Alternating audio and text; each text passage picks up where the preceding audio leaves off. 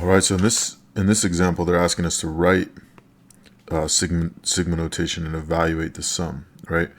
So here we have our a sub I, okay, and then we have our initial value, right, and then we have our final value, and so we can say I equals 1 is where we start, right, and then we end up at 5, so we're going to put the 5 there. All right, and then of course our a sub I is 3 to the I power. So that's how we write this. So now let's evaluate. Okay, so now we're going to start with 3 to the first, right? We're just going to replace I with 1 to start out with, and we're going to go all the way sequentially all the way up to 5, right? And we're talking about whole number values here.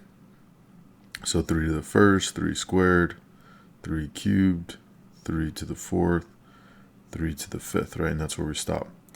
So now we can evaluate. 3 to the first is 3, 3 squared is 9, 3 cubed is 27, 3 to the fourth is 81, and 3 to the fifth is 243. Okay, so now we can sum these up. I'll try to do better job than I did last time. So we add all these up and we get. All right, so 363. So that's the sum of that. So the next one, it says write this next sum in sigma notation. This one's a little more discrete, right? We don't have the explicit a sub I formula, right? So we have to kind of figure this out ourselves. So first of all, I'm gonna start with I equals 1. Okay, usually that's where you start, and even this is one that you can kind of manipulate this a little bit to fit the situation, but generally we'll start at 1, and there may be times when it's advantageous to start at something else. And it looks like we have 1, 2, 3, 4, 5 terms. So I'm going to end at 5. And now I need to figure out the pattern, right? And I like writing these numbers out next to each term, because then you can kind of see how do we get from I to what we have here, right?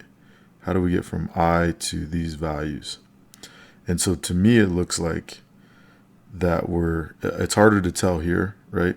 But this is 1 over 5 squared, 1 over 4 squared, 1 over 3 squared, 1 over 2 squared, and this is 1 over 1 squared, right? We don't see the 1 on the bottom, but it definitely is the same value, right? So it's basically 1 over I squared. That's our formula, all right?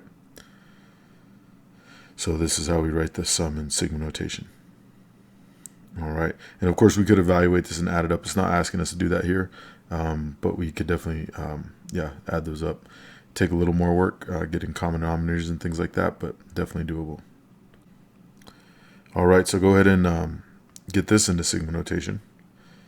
All right, so think about what your, let me write out the format for you. So your starting point here, right? We'll say A to N. Okay, so A is your starting point, right?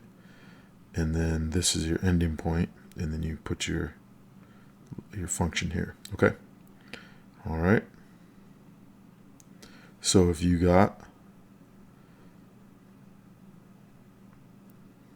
starting at 3 this time, right, ending at 6, and 2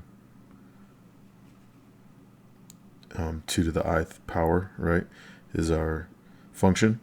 All right, so now let's evaluate the sum. Okay, so go ahead and evaluate that. All right, so if you got 120, good job. And this is how it works out, right? We just start with 3, and we put those values in for I all the way up to 6, right? So 2 to the third, 2 to the fourth, 2 to the fifth, 2 to the sixth, and then we can just evaluate and add those up. All right, so that's how to use sigma notation.